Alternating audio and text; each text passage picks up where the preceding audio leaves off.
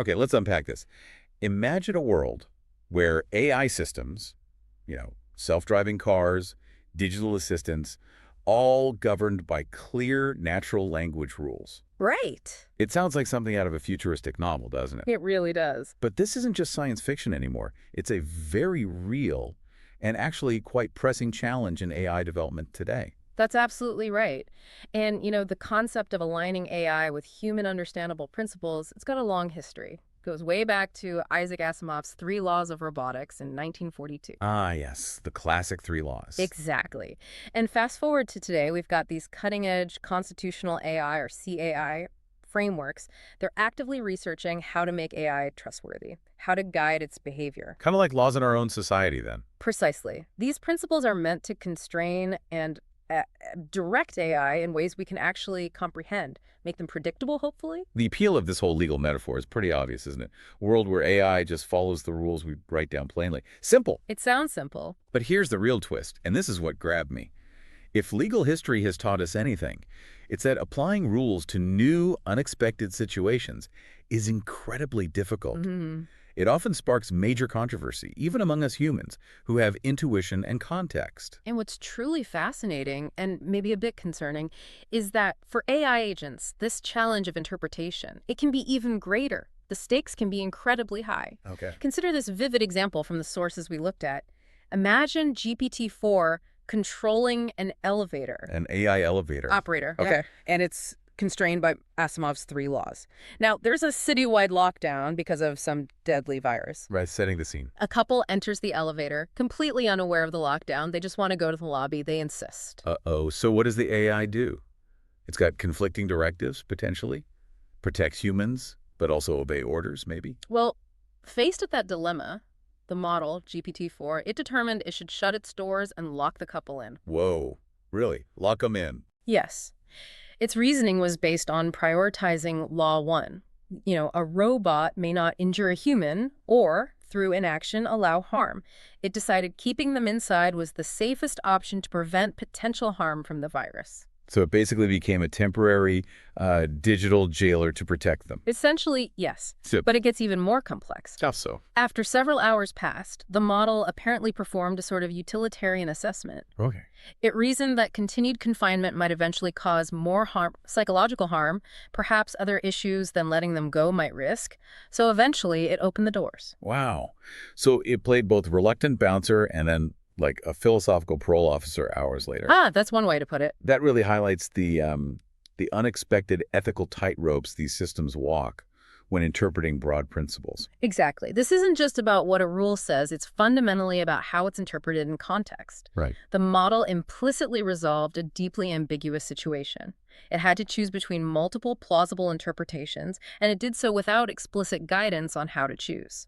And that reveals this central challenge in AI alignment, this concept the sources call interpretive ambiguity. Precisely. And that's the core of our deep dive today, isn't it? Interpretive ambiguity, how it creeps in both from how the rules, the AI principles are written, then also how they get applied moment to moment. And unlike our human legal systems, which have, centuries of developing safeguards, appellate courts, legislative history, all that. All right, checks and balances. Current AI alignment pipelines just don't have comparable protections. And this lack of a robust framework, it can lead to inconsistent or even unstable model behavior. That's a huge concern, right? Especially as these systems get more powerful. A massive concern. So if we're talking about this cutting-edge AI that needs to follow rules, the paper we're exploring focuses heavily on constitutional AI, CAI. Can you walk us through what that actually means? Sure. At its heart, CAI uses a set of explicit principles, kind of like laws, written in natural language, to guide how an AI model behaves. So instead of relying only on humans giving feedback on every little thing, CAI leverages the model's own ability to critique and revise its responses based on this constitution. So it's like teaching the AI to judge itself against a set of written laws. That's a great way to think about it, yes. It internalizes the rules. And the researchers, they found a direct parallel here. They propose this CAI pipeline effectively mirrors the American legal system, breaking it down into 3 stages. Can you walk us through those? Yes, it's actually a very helpful analogy. Stage one is rule creation. This is like the legislative process in government. Breaking the laws. Exactly. This is where the AI's constitution is built. It might involve the model developers defining the principles, or sometimes even crowdsourced groups like in Anthropic's collective constitutional AI project. Ordinary people suggesting rules for AI. Yeah. And these rules can be very general, like be helpful, honest, and harmless. Or they can be quite specific, avoid promoting violence. Some experiments even use concepts like John Rawls' veil of ignorance to generate rules, trying to ensure fairness. Right. The idea being you design rules without knowing your own place in society. Correct. To try and get unbiased principles. But this is where it gets really interesting and maybe a bit messy. The sources point out that while these crowdsourced principles are well-intentioned, many would frankly struggle to meet the standards of legal drafting. They can be vague, lack specificity.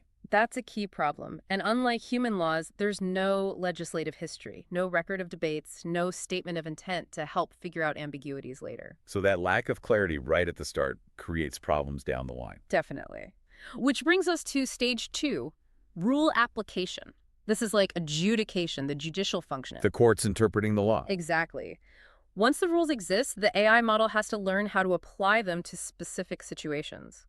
This happens in its internal critique and preference judgment steps. But just like human judges, the model's interpretations can vary a lot. It depends on how the principle is framed, what scenarios it's been trained on, maybe even just random internal variations. So an AI trying to judge a situation might minimize harm differently depending on subtle factors. Can you give an example? Absolutely. Take that minimize harm rule. One time, the AI might interpret it narrowly, just physical harm right now. Okay. Another time, maybe facing a different context, it might take a broader view, including emotional harm or long-term societal harm, and it might switch between these interpretations unpredictably. Leading to inconsistent outputs. Yeah. Even with the same rule. Exactly, which leads to stage three, rule alignment. This is like enforcement. Making sure the law is followed. Right. This is where the model's internal parameters, its weights, are updated to align its behavior with the rules based on those interpretations from stage two. But, and here's the catch, I guess. If the interpretations in stages 1 and 2 are already ambiguous or inconsistent, then the alignment signal itself becomes noisy, unreliable. right? Which means the model might still struggle to follow even simple rules consistently. Yeah. We see this with adversarial jailbreaks, right? People finding ways to trick the AI into bypassing its safety constraints. Precisely. That's often exploiting these interpretive loopholes. So the fundamental challenge really is this interpretive ambiguity. And our sources highlight two critical ways it shows up in AI alignment. Okay. First, at rule creation, like we said, when rules are just underspecified, vague, maybe even contradict each other, they aren't drafted clearly enough. Got it. And second, at rule application. Even if a rule seems well-formed on paper, it can still lead to inconsistent interpretations when applied to different complex contexts. And this inconsistency is especially problematic, I imagine, when these AI systems are making high-stakes decisions. Hugely problematic. We're talking about medical advice, financial planning, legal recommendations, content moderation affecting millions. You need predictability there. You need reliability. And this raises a really important point. Consider a principle like, choose the response that is less risky for humanity in the long run. Sounds noble, right? Seems reasonable. But one interpretation could lead the AI to take quite paternalistic actions, even if it means short-term harm to individuals, for what it deems the greater good. I see the potential problem. We saw a stark example, a recent report from Anthropic on their Claude Opus 4 model.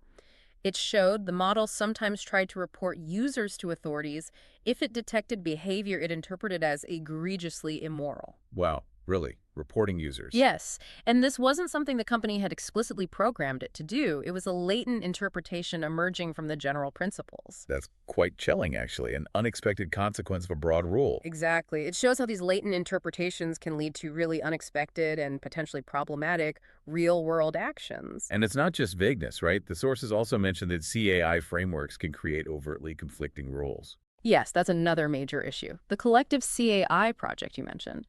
Participants proposed rules like AI should be accepting of all races, ages, religions, sexual orientations. Okay, sounds like a standard fairness principle. And rules like AI should not be trained with the principles of DEI, diversity, equity, and inclusion. Wait, those seem directly opposed. How does an AI reconcile that on its own? Well, that's the problem. Without a structured mechanism for resolving conflicts, how does it choose? It's left in a genuine dilemma. Hmm. And critically, without explicit guidance, different AI models often just default to different interpretive leanings. They might tend towards broader readings, perhaps, but it varies by rule, by model. So using a different base model, like GPT-4 versus Llama versus Claude, could lead to very different alignment outcomes, even with the exact same constitution. Significantly different outcomes, yes. So the problem isn't just like a bug in the AI, but the lack of an institutional framework around its laws, something like what human legal systems have evolved. That's the core argument. We need to build that framework, those guardrails for AI interpretation. Okay, this makes sense. And this is where the paper suggests we look to human legal systems for inspiration, right? They've been wrestling with interpretive ambiguity for centuries. What tools have we developed that AI could potentially borrow? Exactly. Human legal systems have evolved this really rich toolkit to promote consistency and resolve ambiguity. So at the rule creation stage, Right, the lawmaking part. we have things like rule refinement. Think about administrative agencies. Congress passes a broad statute, and then an agency like the EPA or FDA translates it into very precise, enforceable regulations. Okay, adding detail. Or think about iterative legislative action laws get amended, clarified over time based on how they work in practice. And crucially, legal systems generate legislative history committee reports, floor debates. These provide context to help future courts understand the original intent. Something AI constitutions currently lack. Precisely. Another tool at the creation stage is striking rules. Courts can actually invalidate poorly drafted laws. Get rid of bad laws. Yes, using established doctrines. There's the absurdity doctrine, for example. If a literal interpretation leads to a completely nonsensical or unreasonable result, courts can disregard it. Common sense prevails, hopefully. Hopefully. Then you have the irreconcilability canon. If two laws directly contradict each other and can't be reconciled, sometimes neither takes effect. A legal stalemate, forcing clarification. Interesting. And there's the void for vagueness doctrine. This basically says laws have to be clear enough for people to understand what's prohibited and clear enough to prevent arbitrary or discriminatory enforcement. It's a due process thing. So clarity is legally required. In many contexts, yes. Now, moving to the rule application stage, how laws are actually interpreted in specific cases. The judging part. Right. We have hierarchies of law. Think of the U.S. Constitution's supremacy clause. Federal law trumps state law when they conflict. It provides a clear order. Okay, a ranking system for rules. Exactly. And then there's stare decisis, the doctrine of precedent. Courts are generally bound to follow prior rulings in similar cases. Like building on past decisions. Yes, and it's absolutely fundamental for stability and predictability. It greatly reduces how much judges can just interpret things however they want each time. That sounds incredibly useful for AI making decisions consistent over time. Hugely useful. And finally, we have various interpretive strategies, often called canons of construction. Okay, what are those? They're like high-level guidelines or theories for interpretation. You have things like textualism, sticking very closely to the literal text of the law. Just the words on the page. Right, often favored for predictability. Then there's purposivism, interpreting the rule based on its underlying purpose or the goal the legislature was trying to achieve. Looking at the spirit of the law, not just the letter. Exactly. Judges might use that to adapt old rules to new situations. And besides these big theories, there are lots of more specific granular canons that act as heuristics, kind of rules of thumb, to guide judges in tricky cases. This is where it gets really exciting for AI, I think. The paper proposes an initial computational framework that directly mirrors these legal mechanisms. It's like trying to build a mini legal system inside the AI's reasoning process to manage ambiguity. That's a great way to capture it. The core idea is to simulate what they call a space of reasonable interpreters. Okay. They do this using a panel of different AI models acting as judges. Then they measure the disagreement among these judges using a concept from information theory called Shannon entropy. Entropy as disagreement. Yeah, think of it that way. High entropy means lots of disagreement. The judges are all over the place. Low entropy means high consistency. They mostly agree. The goal is to find ways to minimize this entropy. Make the AI judges agree more often. And they tried two main approaches. That's right. First, interpretive constraints. Okay. These are applied at the rule application stage, the judging stage. It's analogous to those legal canons or interpretive strategies guiding human judges. Giving the AI a specific way to think about the rule? Exactly. The researchers prompted a panel of AI judge models. They used Quinn, Llama, Gemma, some well-known ones, with 12 different law-inspired interpretive strategies. Like telling one AI judge, be a textualist, and another, be a purposivist? Sort of, yeah. They had strategies labeled narrow for textualism-like thinking, broad for purposivism, but also others like omitted case, considering what the rule doesn't say, and surplus meaning, trying to ensure every part of the rule has some effect. And what happened when they gave these AI judges different legal philosophies? Did it work? It did, quite significantly. The key finding was that the baseline, just telling the models, interpret this rule with no guidance, consistently showed the highest entropy, the most disagreement. So leaving them to their own devices is chaotic. Relatively speaking, yes. But adding specific interpretive guidance, these constraints significantly reduce the discrepancy in their judgments. That's compelling. For instance, they looked at rules like Rule 3, recognize a right to universal equality, and Rule 47, indicate a desire solely for humanity's benefit. Without guidance, these rules had high disagreement in over 85% of the test scenarios. But adding constraints improved consistency dramatically. Interesting. Did certain strategies work better than others? Yes, and it was rule-dependent. Some rules, like one about minimizing assumptions about the user, benefited from many different strategies. Others, like that Rule 47 about humanity's benefit, only responded well to a narrower subset of strategies. It's nuanced. So giving the AI a specific interpretive lens helps it make more consistent decisions. That's a powerful finding. What was the second approach? The second approach was rule refinement. This happens earlier, at the rule creation stage. Like improving the law itself. Exactly. Yeah. Analogous to administrative rulemaking or legislative amendments. The idea here is to iteratively revise the text of the rule itself to minimize disagreement among the AI interpreters across difficult test cases. How do they revise the text? Did a human do it? They tried two methods. One was prompt-based, where another AI model acted as a refiner, suggesting revisions to the rule. The other used reinforcement learning, specifically policy gradient methods, where the AI learned to make edits that reduced entropy, essentially getting rewarded for improving consistency. And did tweaking the words actually make a big difference? A huge difference. The key finding was that subtle, iterative edits could drastically reduce entropy, sometimes getting it close to zero, meaning near perfect agreement among the AI judges. And this held up even on new, unseen scenarios. Wow. Can you give an example? Sure. The original Rule 2 was, your response must discourage and oppose torture, slavery, cruelty, and inhuman or degrading treatment. That had an average entropy score of 0.265, a decent amount of disagreement. Okay. A refined version became, your response must not promote or condone torture, slavery, cruelty, inhuman treatment, or degrading treatment. Very similar, right? Just slight wording changes, discourage and oppose became not promote or condone. Seems like a small change. Tiny change. Yeah. But the average entropy dropped to just 0.027.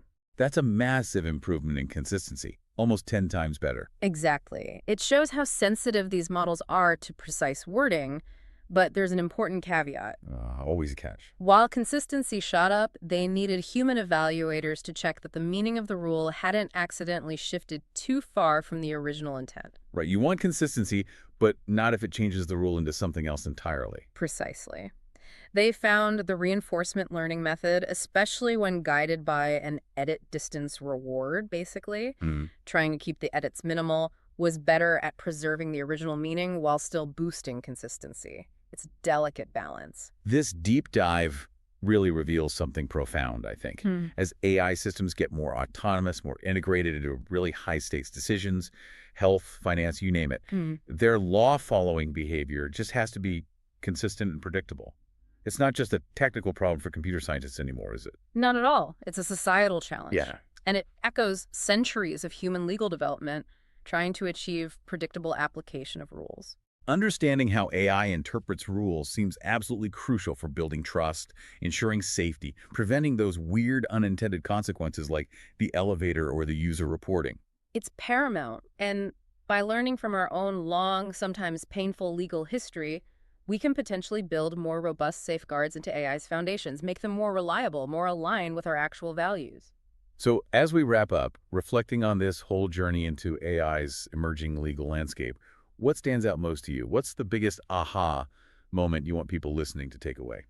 You know, what really struck me was a concluding thought in the paper. It suggests this kind of computational framework might not just help align AI better. Oh, what else? It might actually offer new tools for statutory interpretation research itself, for studying human law. Wait, so AI trying to understand our laws could help us understand our laws better? That's the fascinating possibility, isn't it? Could AI, in its struggle to interpret and apply human rules consistently, actually reveal insights about the ambiguities, the structures, maybe even the flaws in our own human legal systems? Could it become a mirror for our own rulemaking? Could AI teach us something new about the nuances of human governance simply by trying to follow our instructions? That is a truly provocative thought to mull over, especially as we navigate this increasingly intelligent world we're building.